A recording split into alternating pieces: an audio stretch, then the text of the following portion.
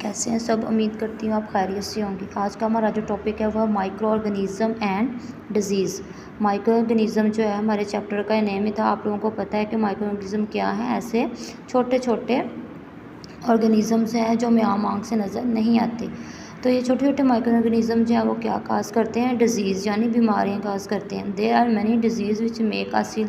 बहुत सारी बीमारियाँ जो हमें क्या करती हैं, बीमार करती हैं। Some diseases are caused when the body does not get correct supply of minerals and vitamins that it need। कुछ बीमारियाँ ऐसी हैं जो है हमारी बॉडी को प्रॉपर जो है ना ही मिनरल्स प्रोवाइड करती है ना ही vitamin. They are called deficiency diseases. उनको हम कौन सी डिजीज़ बोलते हैं? डेफिशिएंसी। यानी हमारी फूड ऐसी हम खा रहे हैं या हमारे फूड में ऐसा कोई बैक्टीरिया है जो हमारे जो है न्यूट्रॉन्स और विटामिन्स को प्रॉपर जो है हमारी बॉडी को प्रोवाइड नहीं कर रहा, उसको हम कौन सी डिजीज़ कहेंगे? डेफिशिएंसी डिजीज़ बोलेंगे। Some diseases are caused because a part of the body stop working properly.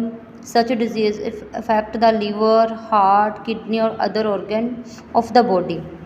These and the deficiency diseases are not spread from one person to another. यानी अगर कोई जो है इस फूड की वजह से हमारे जो है ना लीवर इफ़ेक्ट कर सकता है, हार्ट इफ़ेक्ट कर सकता है, किडनी, लीवर, जिगर, हार्ट, दिल, किडनी, हमारे जो है गुर्दे, कोई भी ऑर्गन जो है फूड की डेफिशिएंसी की वजह से इफ़ेक्ट कर रहा है तो ये एक पर्सन से दूसरे पर्सन को नहीं फैलेगी। इस डिज़ीज़ को हम क्या बोलते हैं? They are non communicable disease. यानी एक पर्सन से दूसरे पर्सन में ना फैलने वाली डिज़ीज़ को हम क्या बोलते हैं? Non communicable disease. फिर आ जाते हैं कम्युनिकेबल डिज़ीज़ और infectious disease. Spread person to person.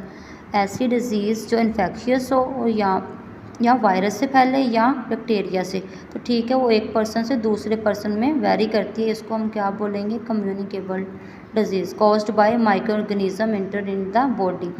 कोई भी माइक्रो ऑर्गेनिज्म जो है बाहर से इंसान के अंदर जाएगा वो क्या काज करेगा? डिजीज़ काज करेगा। बैक्टीरिया हो गया, वायरस हो गया। बैक्टीरिया और वायरस से होने वाली जो डिजीज़ होती हैं वो कौन सी होती हैं? कम्युनिकेबल डिजीज़ होती हैं। How micro organism enter the body. कि माइक्रो ऑर्गेनिज्म जो है जिस्म के अंदर दाखिल कैसे होता है? Enter the body through the nose and mouth when you breathe. जब हम सांस लेते हैं, ठीक है, खाते हैं या कुछ पीते हैं तो माइक्रो ऑर्गेनिज्म जो हमारी बॉडी में दाखिल हो जाता है। फिर they can cause disease often spread through coughing यानी खांसी, स्पिटिंग, थूक और स्नीजिंग, छींकने के थ्रू जो है जो माइक्रो ऑर्गेनिज्म से जो डिजीज़ काज होती है ना, जो होती हैं डिजीज़, वो इनके थ्रू, कफ के थ्रू, स्पिटिंग और स्नीजिंग के थ्रू जो वो फैल सकती हैं। Two examples of disease that spread like these are the viruses that cause common cold, ठंड and मीज़ल्स यानी खसरा जो है वो किसकी वजह से फैलता है? माइक्रो ऑर्गेनिज्म की वजह से।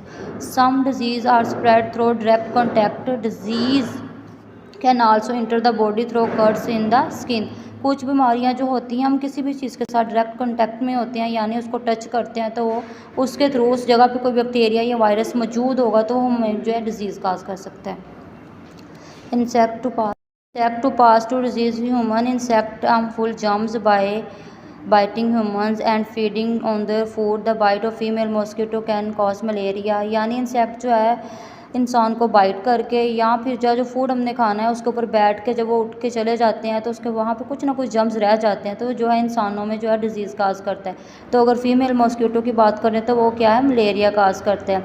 येलो फीवर, प्लेग्यू यानी तौन, थाइफस यानी इसमें ये भी हमारे पास जो है इसमें रिकेट्स यानी हड्डियों की बीमारी हो जाती है। स्लीपिंग सिकनेस, सोने में मसला आना, और also caused by the bite of insect such as mosquito, fleas बोलते हैं पिस्सू जो होते हैं, बग्स कीड़े, एंड सैंड फ्लाई, ये सारी की सारी जो है ये कीड़े मकोड़े जो हैं वो किसके? डिजीज़ की वजह बनते हैं, डिजीज़ काज करते हैं। इसके अलावा जो है infection can caused by the different types of worms. For example hookworm जो है हमारी बॉडी के अंदर ना एक सुराख करके दाखिल होता है and under the skin it get into the blood stream, और हमारे खून में जब वो दाखिल हो जाता है it then carried out the other parts of the body in the blood, और हमारी बॉडी के जो डिफरेंट पार्ट्स में जाता है इससे जो है बॉडी के ऊपर निशान बन जाते हैं रेड से। फिर ठीक है, एलर्जी, खारिश होना, ये जब जो है हुक्म हमारी बॉडी में दाखिल हो जाता है। फिर हमारी स्मॉल इंटेस्टाइन में जाता है यानी जिसको कहते हैं पेट में कीड़े आ जाना, ठीक है। तो ये हुक्म जो है हमारी बॉडी के अंदर सुराख करके दाखिल होता है वो भी डिजीज़ काज करता है।